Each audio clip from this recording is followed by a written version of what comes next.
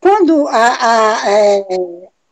arte, então, a gente pode considerar como um fiel testemunho, né? Do homem, né? Um fiel testemunho da história construída pelo homem. Né? Por exemplo, ao esculpir, ao desenhar, ao pintar, compor, o artista, ele retrata sua realidade. Como vocês falaram, a arte é uma visão de mundo. Certo? Inclusive, a arte, quando eu falo em arte, não é só pintura, como vocês falaram aí, são esculturas, são desenhos, né? Então, através da arte, o artista, ele expressa todos os seus sentimentos, né? Como falaram aí. Então, toda obra de arte contém significados filosóficos, sociológicos, psicológicos, e ele também, a arte, expressa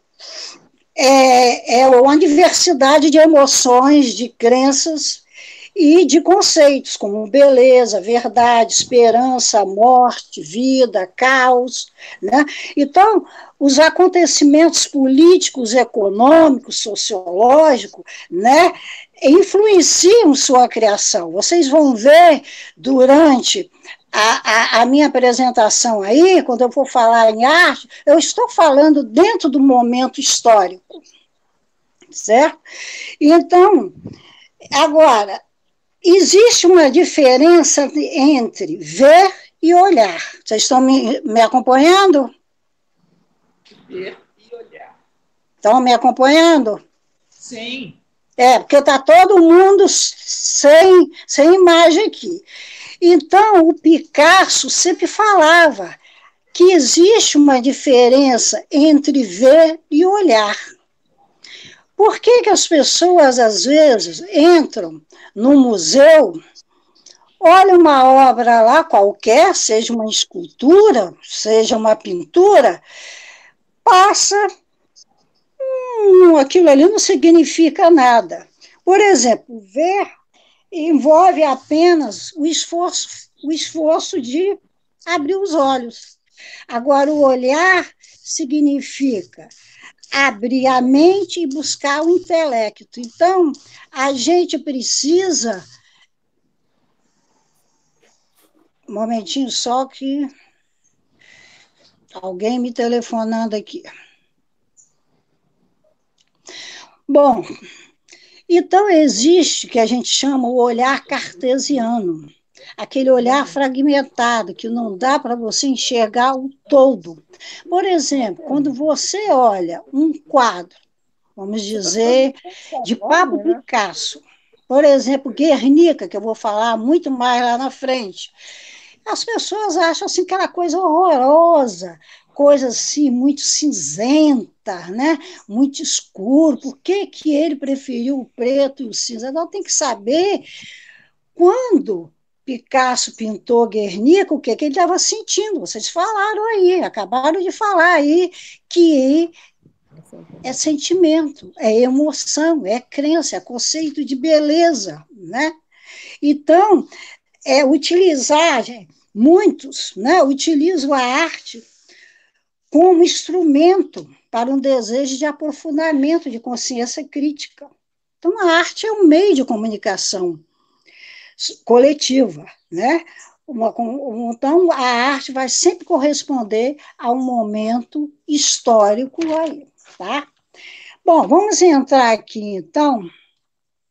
Alguma pergunta? Estou adorando. O som está baixo. O som não estou escutando. Estão me escutando, não estão? Sim, estamos escutando bem. Estamos escutando muito bem. Muito bem, Johnny, ótimo. Ótimo, tá? Bom, então nós vamos falar um pouco da arte na pré-história. São as primeiras manifestações artísticas do homem, né? Então, há mais de 40 mil anos atrás, o homem já tinha necessidade de se expressar, né? São manifestações não letradas, né? Que são os primeiros artefatos produzidos pelo homem. Então, nós temos aqui as pinturas rupestres, que às vezes as pessoas falam, por que o nome rupestre? Porque foram feitos em rocha. Aqui no Brasil, a gente tem um sítio arqueológico riquíssimo, que fica no Piauí, né? A Serra da Capivara. Quem quiser o dia ir lá no Piauí, você vai ver a arte rupestre de 40 mil anos, quando aquela arqueóloga Niede Guinon, ela fez um trabalho belíssimo ali. Serra da Capivara, se eu não me engano, São Raimundo Nonato. Ali está uma arte rupestre tipicamente brasileira. Então, essas pinturas, geralmente, eram feitas, né, em cavernas. E tinha, sim, uma finalidade mágica. O homem pré-histórico, quando ele pintava lá um bisão, ele pintava um cavalo, ele pintava um peixe, então aquilo ali tinha uma mensagem mágica. Ele achava que no outro dia ele poderia capturar aquele animal, né? Podemos destacar aqui as cavernas de Altamira, que fica na Espanha, né? Que foi descoberto somente em 1940, por acaso, porque às vezes eu me confundo a Altamira com Lascaux na França, né? Me parece que foi um cachorro que entrou lá nas cavernas e o dono foi atrás e descobriu sem querer as pinturas rupestres de Altamira, né? E tem lá, uma pena que eu não posso mostrar para vocês, a grande sala dos touros, né? Que são mais ou menos 130 animais, figuras humanas, bisões, cavalos, cervo, touro, né? Tem um touro lá, deixa eu olhar, tem um touro lá, só olhar aqui, de 5 metros, mais ou menos, de comprimento, ele é imenso. É chamado a Mona Lisa das cavernas. Aí se pergunta, como é que o homem conseguia pintar aquilo tudo? São pigmentos minerais, carvão, vegetais, entende? Sangue de animais. Então, nós temos duas cavernas aí com pinturas rupestres, aliás, na Austrália também tem outras, né? As pinturas de Lascaux, que fica na França, e a pintura de Altamira, né?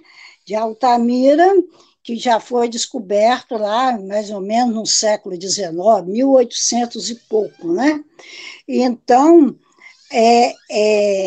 ali é extraordinária, porque até já compararam com a Capela Sistina lá do Vaticano, né? E voltando aqui no Brasil, né, enfatizando outra vez, aqui a pintura rupestre de Altamira, que fica na cidade de São Raimundo Nonato. Se vocês quiserem me interferir, pode me interferindo aí. E nós temos umas figuras primitivas femininas que são chamadas as Vênus de Willenfort. São 50 figuras, se eu não me engano, chamadas Vênus. Por exemplo, são figuras com um ventre bem avantajado, mamilos bem avantajados, então chegaram à conclusão que todas elas estavam grávidas. São sempre figuras femininas. Mas vocês sabem que, dentro da história da humanidade, a mulher foi uma figura sagrada dentro das comunidades primitivas, né? Então, no Piauí, a gente não vai ver somente em São Raimundo Nonato figuras de animais, não, mas tem lá, são triângulos, né? São linhas paralelas, linhas geométricas, que permanecem até hoje lá. Tem alguma interferência, alguma pergunta?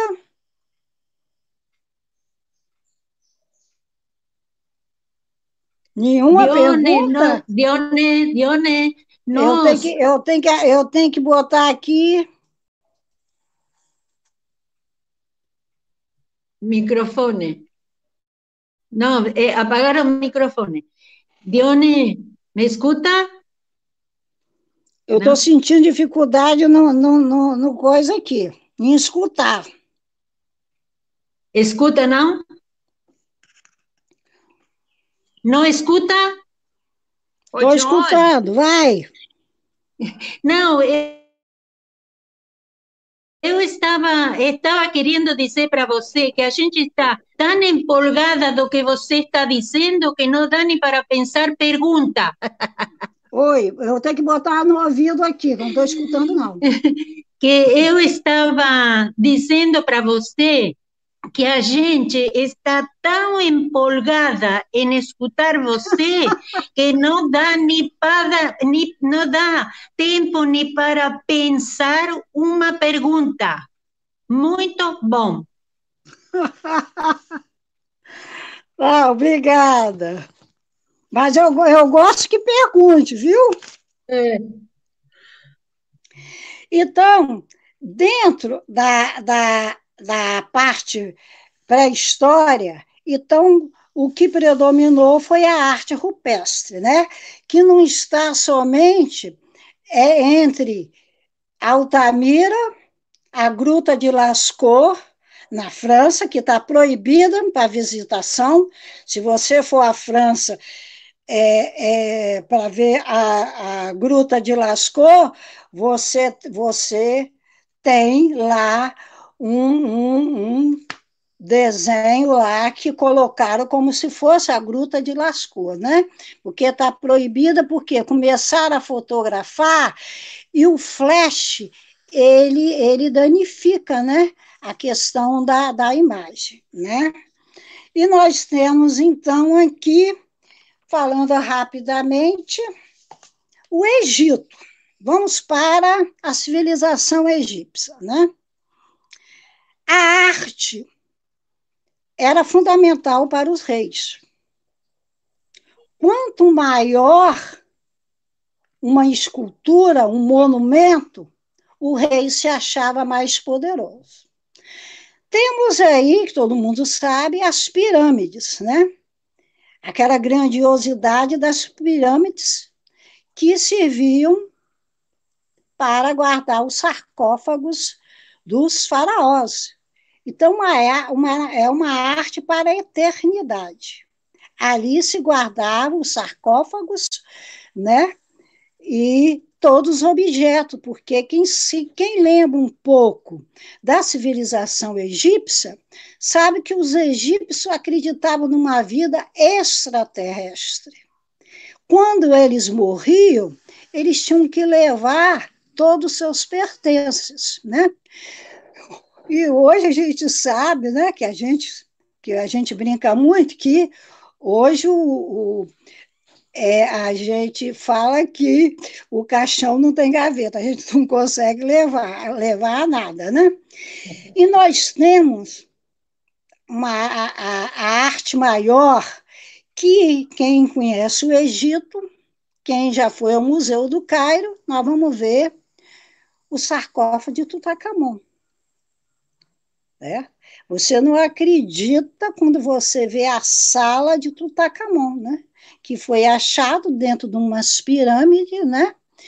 Foi achado por um britânico, e nós temos, ainda bem que não levaram o túmulo de Tutancâmon, né?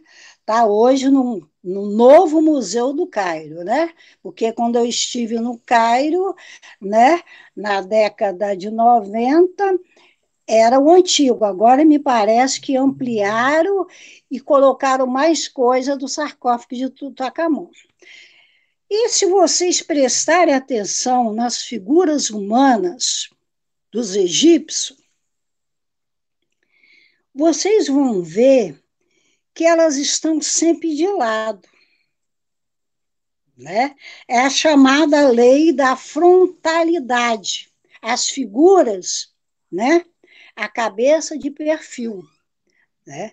Se você vê que os olhos estão de frente, a visão lateral do rosto, ombros e peito de frente, os braços e perna de perfil. E a gente vai ver muito isso, né? Lá em Luxor, em Karnak, em Assuã, né? Então, e vamos ver também cenas de vida do cotidiano, como é que os egípcios viviam. Então, tem cenas da lavoura, né? Tem cena da colheita. Então, hoje, ainda a gente pode ver uma parte dessas cenas nos museus do Cairo, né?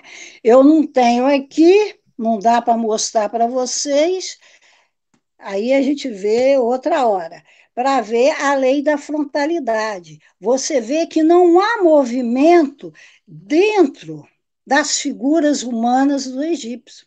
São estáticas, elas são de lado. A chamada a lei da frontalidade, né? Eram então retratados de perfil, né? E nós vamos ver que, além das pirâmides, nós temos aqueles monumentos imensos dentro do Egito. Quem conhece o Luxor, Karnak, são aquelas coisas gigantescas, de toneladas, que até hoje, né, se estuda como que aquelas pirâmides, né? Porque se você for medir todos os lados da pirâmide, elas são certinhas, né? Então a gente vê que os egípcios tiveram ótimos engenheiros, né? Para fazer ótimos escultores, porque as esculturas do Egito eram feitas em pedras, não eram feitas em mármore, como a gente vai ver lá na frente, como a Grécia e Roma. Eram feitas, então, dentro de uma rocha, né? E, às vezes, uma rocha de um bloco só. Tá? Alguma pergunta?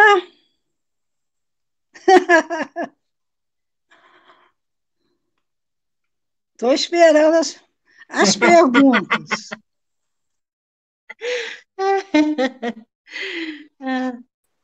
Eu posso falar, Penha? Johnny? Alô? Pode, Laís, estamos te ouvindo. Tá, mas eu gostaria de perguntas. Eu quero saber o seguinte, se as pirâmides do Egito ainda é um desafio para a arquitetura mundial. Sim, com certeza que sim, certo?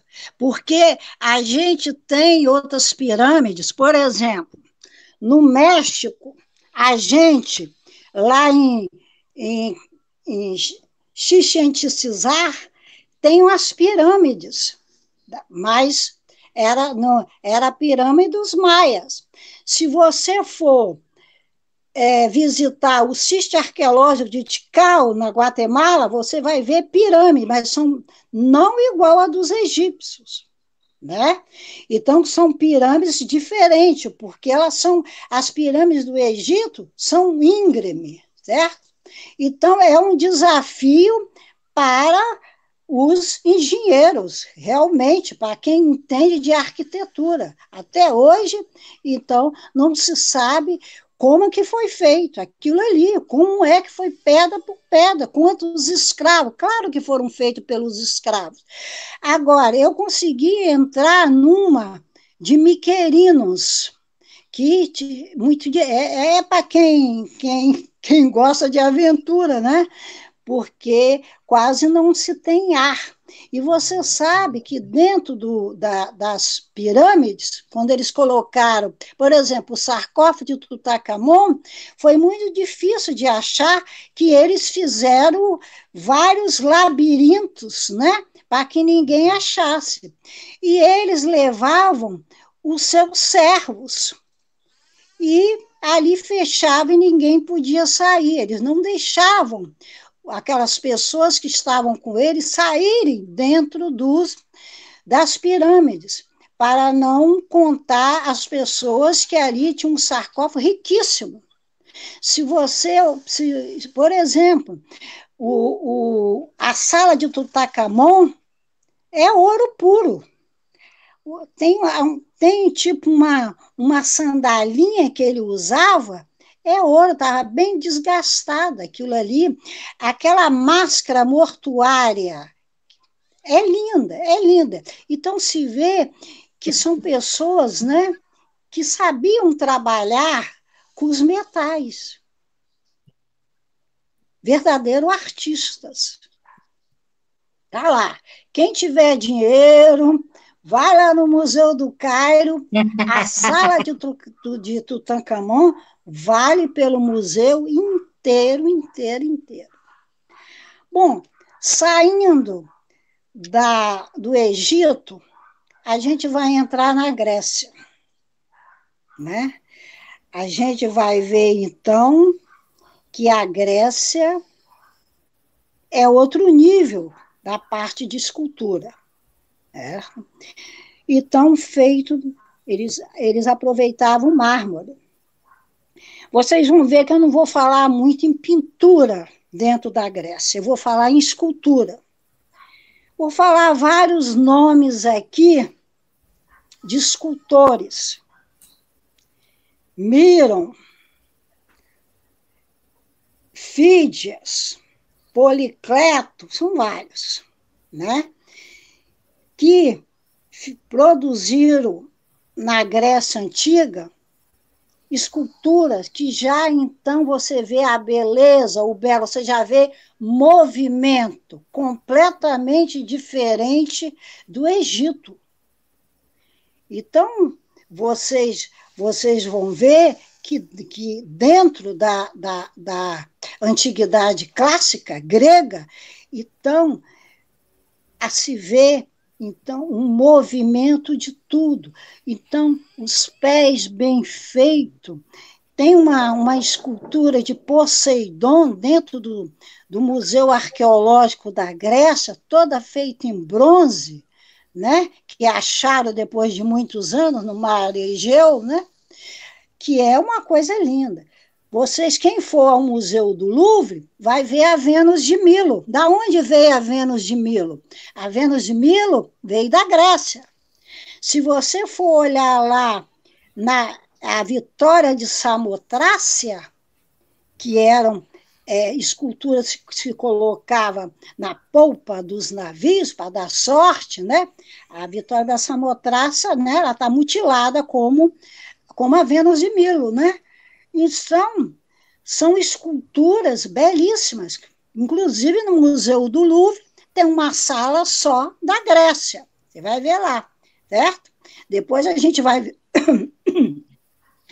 ver como que essas esculturas foram parar na França, você vai ver na França, na Alemanha, na Rússia, né? Como que essas esculturas foram parar lá. E nós temos também, dentro da Grécia, a gente pode colocar aí o Partenon, a Acrópole, né? Que é o estilo dórico, né? A gente vê dentro da Grécia os estilos, né? O dórico, o jônico, né? Então, aquelas pilastres que foram copiadas depois pelos romanos. Então, nós vamos ver o movimento e o belo dentro das esculturas gregas, né? Certo? E dentro da Grécia, né? A gente vai ver as pinturas em cerâmicas. Os vasos Os vasos pintados pelos gregos são lindos, maravilhosos. Inclusive vasos bem eróticos. Né? Quando eu fiz um curso de pós-graduação em História, então eu estudei muito a questão da Grécia, a cerâmica. Né? Então, quando se fala hoje em tanta diversidade, hoje, o homossexual, já existia isso na pintura grega. Se vê a relação homoafetiva dentro da pintura grega. Existe até um livro que trata só das pinturas homoafetivas dentro da Grécia. Né? Então, são pinturas que estão aí para a gente estudar. Certo? Tá tudo bem? Falando demais? Eu não estou escutando vocês. É uma pena. Certo? E nós temos, então, aí dentro... Monique, liga o celular, liga os microfones. Eu não sei. Eu estou com medo de mexer aqui. Dione. Alô, Laís. Alô, Dione. Eu tenho que apertar onde? Laís, 1 minuto. Johnny, você tem fone de ouvido? Estão me ouvindo? Johnny, você tem fone de ouvido? Tô ouvindo, Laís. Eu só tô perguntando a Johnny se ela tem fone de ouvido, porque talvez fique mais fácil dela ouvir vocês, porque ela não tá conseguindo ouvir.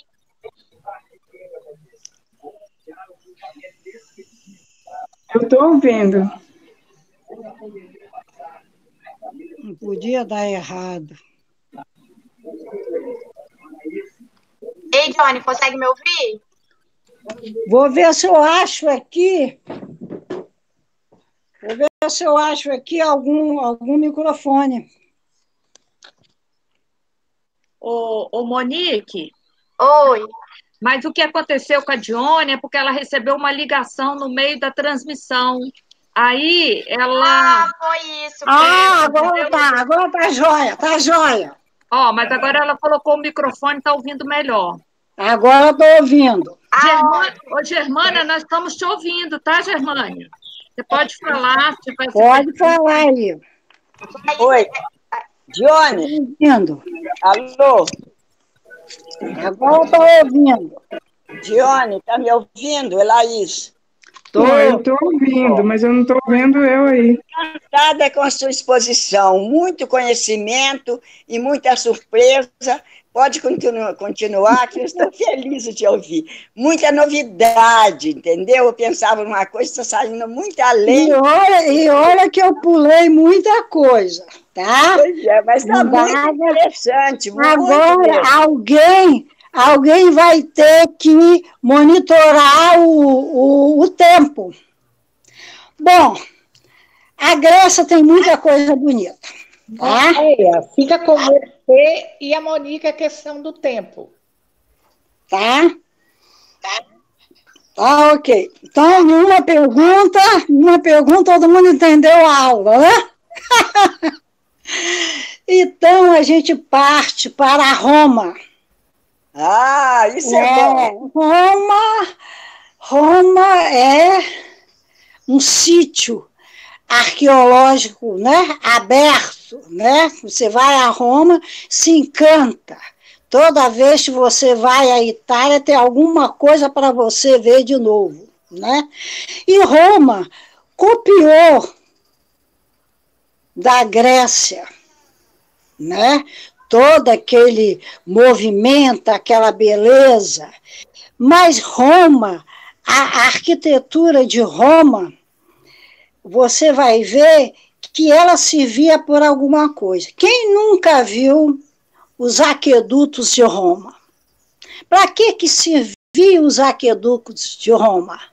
Que você encontra esses aquedutos, né? Na Espanha, alguns mesmo na Itália, porque o Império Romano, ele foi quase até a Índia, né? Você vai ver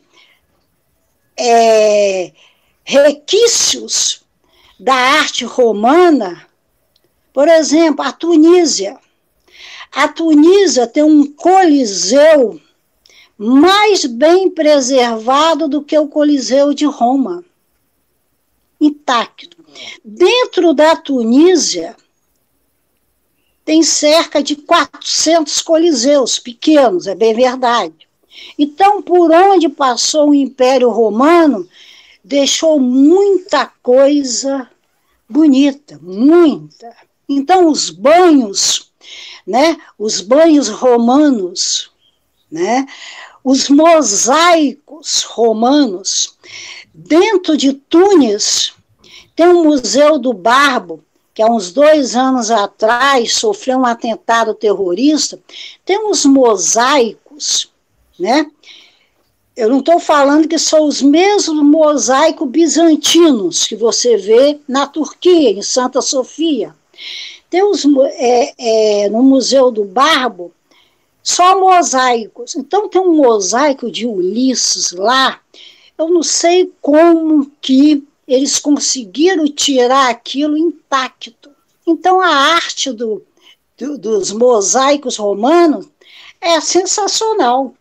Os afrescos romanos, né?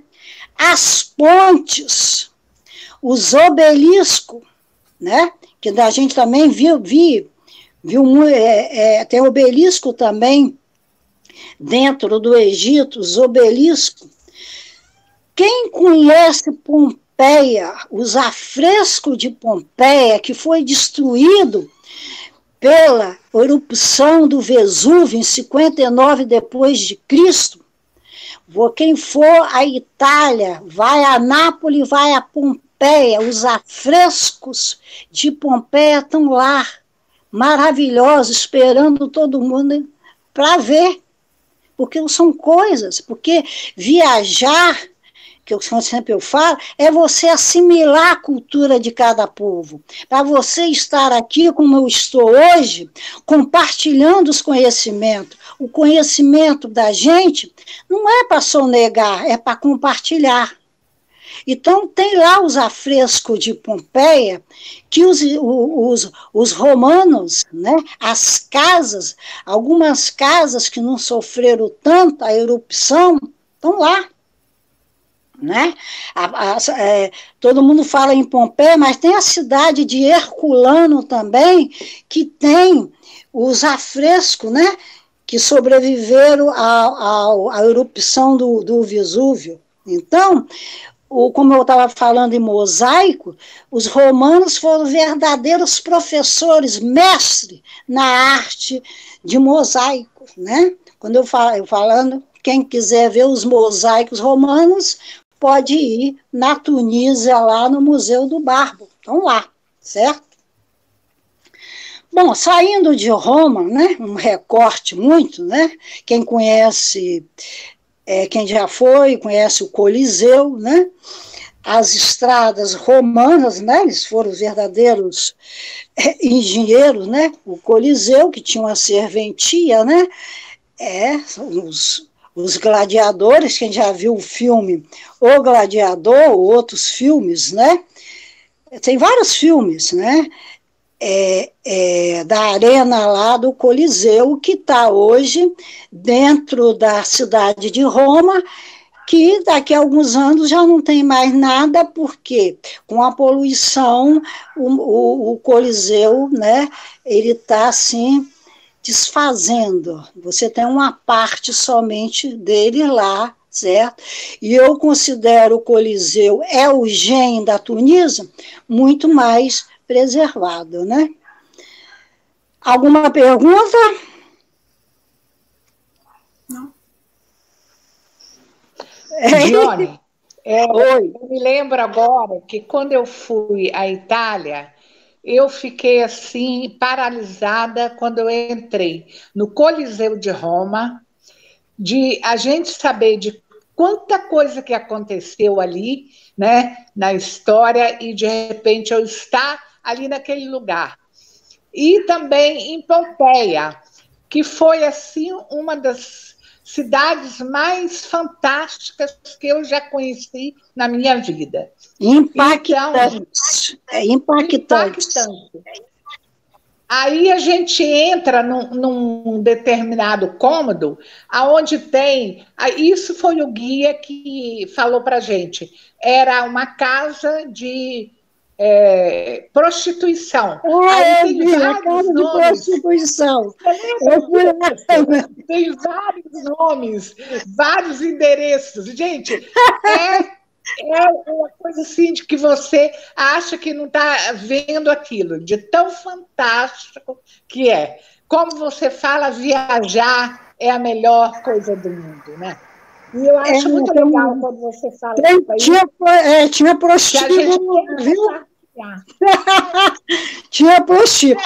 Agora, saindo um pouco aqui, por exemplo, eu gosto de países exóticos. A Índia. Quem já viu o livro Kama Sutra? Alguém já viu aí? Não, eu fui não. Pois é. Tem na Índia a cidade, se eu não me engano, de Khajuraho, não sei me expressar bem. Eu já Você vai ver lá todo o Kama Sutra está lá. Isso. Certo? Então, um verdadeiro homenagem a Troar.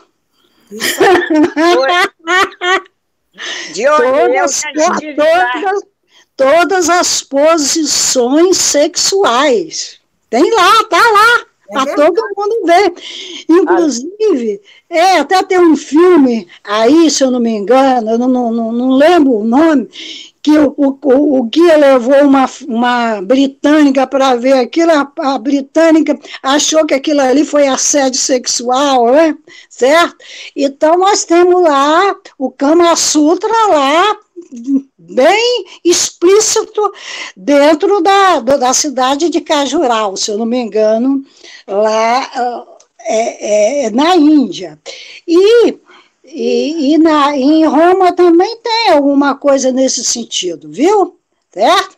Ninguém era santinho na antiguidade, não. Vocês podem pegar aí a vida de Calígula, né? A vida tem um livro chamado Os 12 Césares, tá? Muito interessante.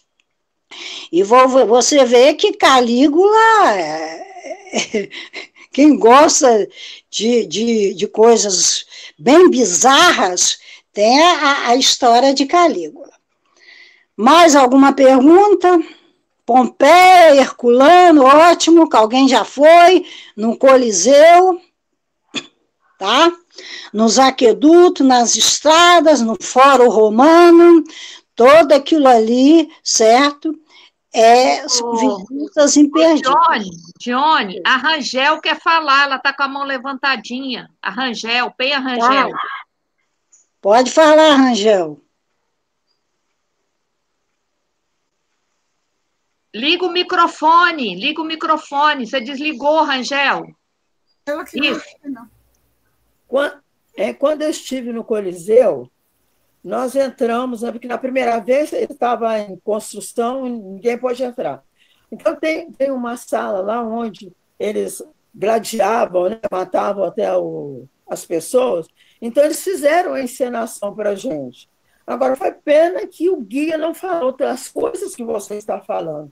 Porque na França, o Louvre estava fechado e eu não pude visitar.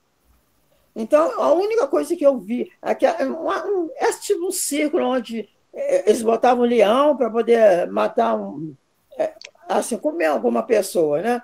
Então, mas eles fizeram uma encenação que, para mim, foi assim, interessante, mas eu gostaria de que o guia tivesse falado mais coisas. Eu estou aprendendo mais com você do que nas viagens que eu fui. Mas é bom. Porque cada guia ele tem uma visão diferente. Por exemplo, quando eu estive no Irã, visitei a cidade de Persépolis, fundada por Dario I. Quando houve a Revolução Islâmica, isso o guia não me disse. Quando o Shah Reza Pahlavi é derrubado do trono, certo? E entra o Khomeini, o que os muçulmanos queriam? Eles queriam destruir a cidade de Persépole, que é uma preciosidade. Isso. A cidade de Persépole, fundada por Dario I, uma coisa linda. O que o povo fez? O povo foi na frente e disse, não, aqui não se mexe nessa cidade. O povo conseguiu que os muçulmanos, né, os xiitas, né, porque hoje o Irã é governado por um ayatollah xiita, né, fundamentalista, eles impediram. Então, que bom que eu tive a oportunidade de visitar a cidade de Persépole, fundada por Dario I. Que coisa linda, linda, linda, linda. Mais alguma pergunta? Bom, vamos então, saindo um pouco de Roma, fiz um recorte muito grande em Roma, hein? Vamos para a arte medieval, né? A idade medieval, eu não gosto de trabalhar muito com números, não, mas 10 séculos, né? São 1000 anos a arte medieval. E dizem que a Idade Média, a Idade das Trevas, eu contesto isso, não é a Idade das Trevas. A Idade Média é riquíssima na parte de arquitetura, de escultura, de pintura, mas nós vamos ver que na arte medieval predomina o gótico. Eu acho que já me perguntaram aqui sobre a Catedral de Vitória. Eu já falei nisso. Não foi com vocês, não, mas com uma outra turma, né? O que é o gótico? Né? Que nasceu na França. Eu vou falar para vocês, por exemplo, vou começar com a Catedral de Vitória. A Catedral de Vitória é um neogótico, não é totalmente gótico. O gótico são aquelas ogivas, como se fossem aquelas agulhas querendo alcançar o céu. Por quê? Porque na Idade Média predomina a religião. A igreja tem uma influência muito grande. A igreja domina o setor político, econômico, social, domina tudo. Então, para os papas, né, quanto mais a igreja fosse grande, maior alcançaria o céu. Né? Então, nós temos a influência da Igreja Católica. Ainda não temos a divisão da Igreja Católica. Então, quando eu falo igreja aqui, eu falo da Igreja Católica. Tá? Então, a Igreja Católica encomendava obras. Nós temos uma igreja gótica, se eu não me engano, a maior igreja gótica do mundo, que está na cidade de Colônia, na Alemanha. Você não consegue fotografar, porque de tão grande que ela é. Por exemplo, nós temos uma igreja católica que, infelizmente, pegou fogo há pouco tempo, a Notre-Dame de Paris. Só que lá é o gótico francês que predomina. Né? São aquelas igrejas românicas, né? Então, um gosto pelo sacro, né? Pela vida religiosa.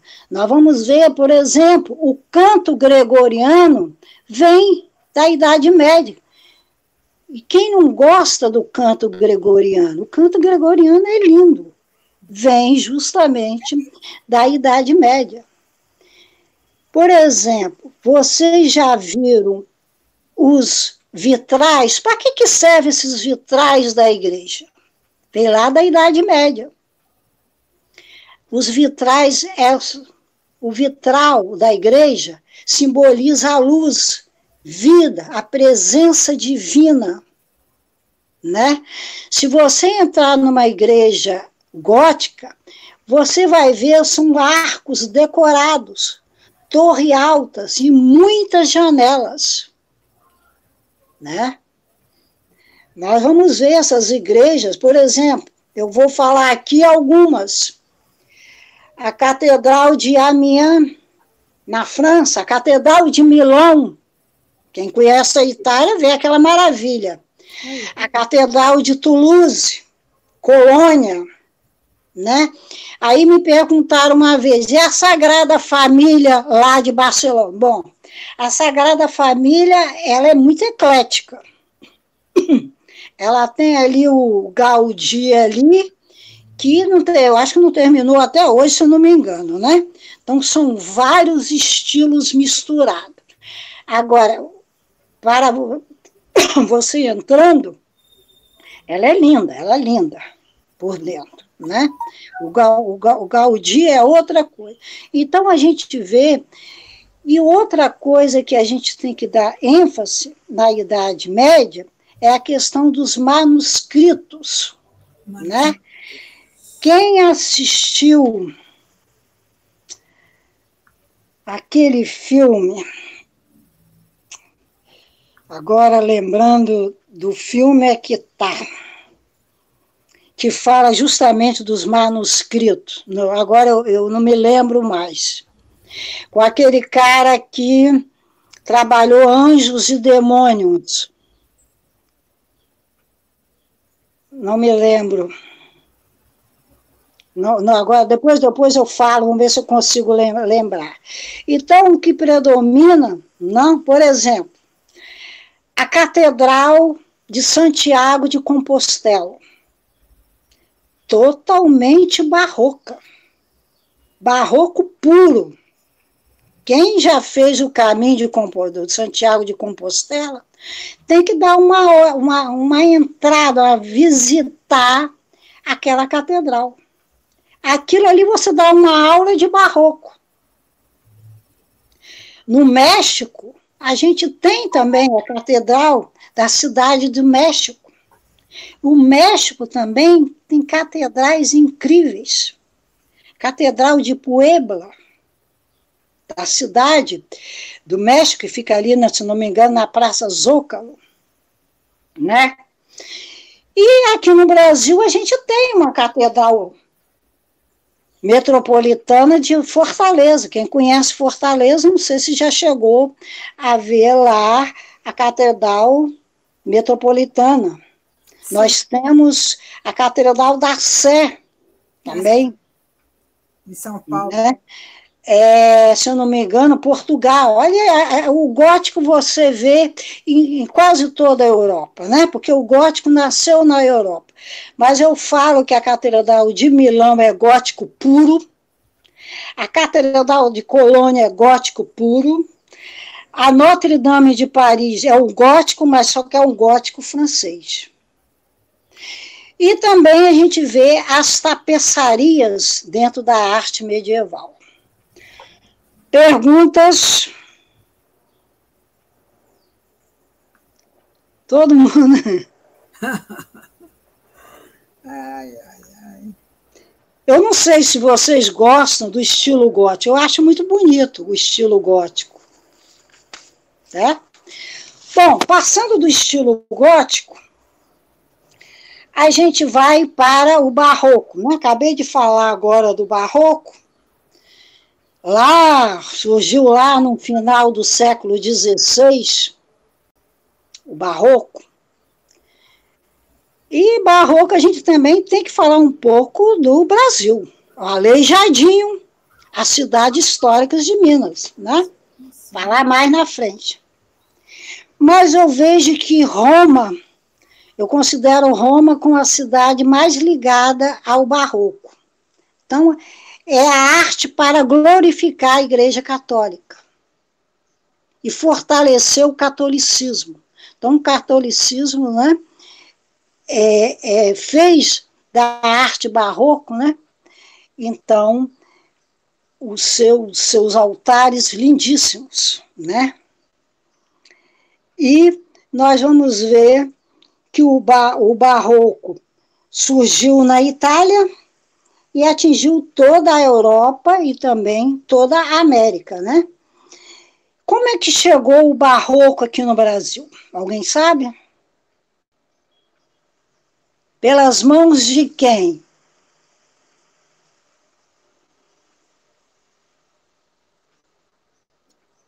Mínima ideia.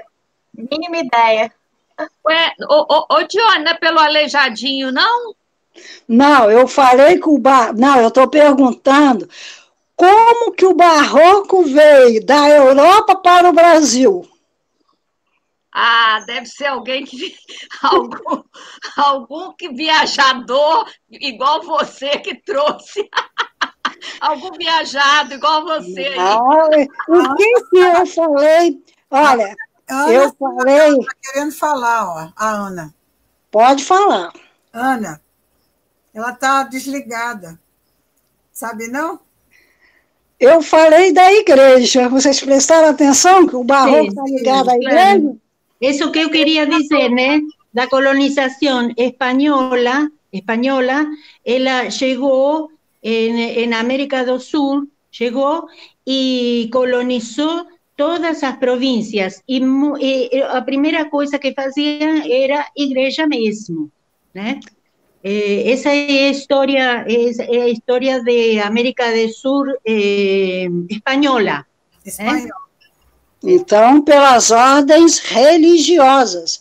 Aqui no Brasil foram os jesuítas, os franciscanos beneditinos, né? Trouxeram aqui para o Brasil.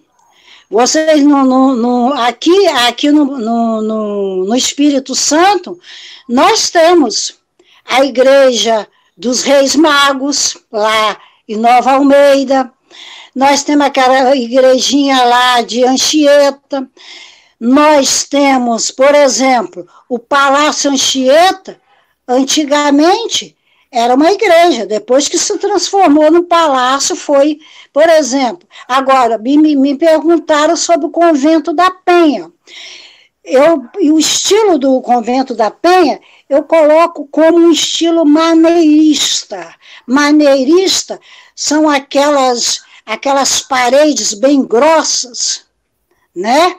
Então, paredes bem retas. Então, influências jesuíticas, ali o Convento da Penha. Como a igrejinha do Rosário, aqui no Espírito Santo também, São Gonçalo, a Capela de Santa Luzia, são todas elas influenciadas pelas ordens religiosas, né? Então, vocês vão ver que é uma arquitetura sustentada por... Tem jogos de luz, vocês vão ver a Catedral de Vitória, né, que eu falei que era neogóticas, e então, se vocês quiserem visitar as igrejas barrocas no Espírito Santo, eu digo aqui, ó, São Gonçalo, igreja matriz da Nossa Senhora do Rosário, a Capela São Luzia, o Convento da Penha, que é o estilo maneirista, que é o estilo dos jesuítas, né? E quando a gente fala em barroco, falaram aí no Aleijadinho. Ótimo. Quem quer conhecer a obra de Aleijadinho tem que visitar aquelas cidades históricas de Minas. Sim. Ouro Preto, né? Mariana, São João del Rei, Congonha, lá com, né, os profetas, Sabará, Aleijadinho, né? Com todos os problemas que ele teve na vida, né? Ele teve problema, teve doença, né? Que caíram os dedos, né? Tanto dos pés como das mãos, né? Ele teve uma dificuldade muito grande para esculpir. Aleijadinho era um escultor. Se você for ver lá dentro das igrejas históricas de Minas, você vai ver as pinturas do mestre Ataíde, né? Aleijadinho não era pintor, Aleijadinho era escultor, né?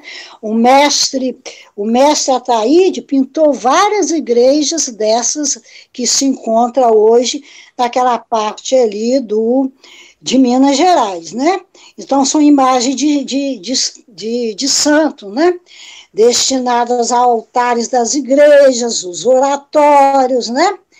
Então, foi toda essa parte barroca que a gente encontra dentro de Minas, né? Mas nós temos, né, além de, por exemplo, aquela igreja linda que fica ali no centro de Ouro Preto, essa é a igreja de São Francisco. São Francisco, né? Que é a primeira obra de Aleijadinho ali, né? A igreja de São Francisco. Tem Nossa Senhora do Carmo, se eu não me engano, São João del Rei, né? Ali em Congonhas são as 12 esculturas, os profetas, né? Mas temos também igrejas barrocas em várias partes do Brasil, né? Eu coloco aqui, Maria, eu coloco como, por exemplo, eu acho que é Tiradentes, que tem aquelas estações da Paixão de Cristo, que tem 66 estátuas. Se eu não me engano, não sei se é em Tiradentes, certo? Não, é Bom Jesus de Matozinho. Bom Jesus de Matozinho. Quem for lá, vai olhar, são as 60 estátuas de Paixão de Cristo. Interessantíssimo, imperdível para você ir. Depois da pandemia, a gente tem um monte de coisa para fazer aí, né? Certo? Organizar um passeio. Vamos lá, com guia, porque lá tem guia. E você lá... tem guia? Não. Eles têm guia local. Eu quero você como guia. Eu quero você como guia. Eu não tenho crachá de guia, né? Eles lá tem os guias locais, são menininhos que explicam muito bem. Não, Dione, e aquelas igrejas do Rio de Janeiro, do centro do Rio de Janeiro, tem umas igrejas históricas que eu conheci, por exemplo, que é muito linda, bem ali naquele centro histórico. Candelária.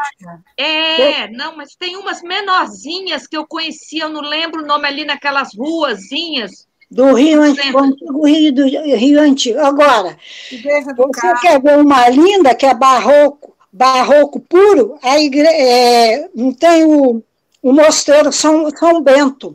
A igreja São Bento. Tem aquela escola caríssima do Rio, né?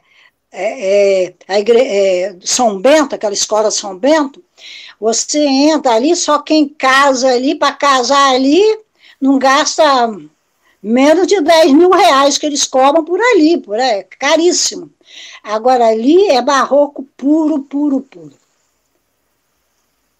Que tem o mosteiro, né? Tem a escola e tem a igreja São Bento ali. Bom, estou dentro do meu limite. Alguma pergunta? Todo mundo tá direitinho aí, né? A Rangel tem uma pergunta ali, levantou a mão, Johnny. Porque liga o áudio, Rangel. Dione, você falou, ótimo, gostei da apresentação, mas você não falou do Museu do Vaticano e nem da Capela Sistina. Porque eu vou falar lá na frente. Que eu estou falando ainda na arte medieval. Tá? A segunda parte para o próximo encontro.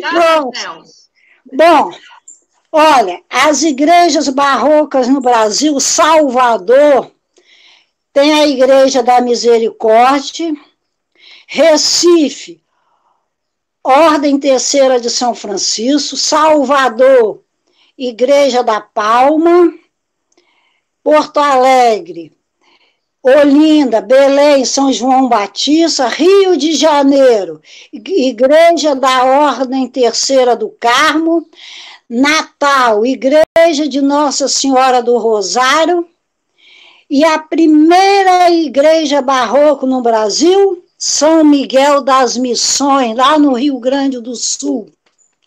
Quem conhece os 7 povos das Missões, tá lá, a primeira igreja barroca do Brasil, tá? São Miguel das Missões. A gente, bom, tem coisa aqui a beça. Perguntas? Só isso? Podemos entrar no Renascimento, não vai dar para falar tudo, não. Tem muita coisa. Gente, eu olhei o horário agora e eu nem vi o tempo passar. Foi muito rápido. 1 hora passou assim, num piscar de olhos. Que legal esse bate-papo. Eu sugiro, gente, que a gente continue na próxima semana e qualquer coisa a gente estende mais esse tempo, porque eu acho que está sendo riquíssimo, né? Mas, infelizmente, essa ferramenta não é uma das melhores, né? Então, acaba que quando a gente fica muito tempo aqui, às vezes torna um pouco cansativo. Então, para não entrar em outro assunto, né, talvez eu sugiro a gente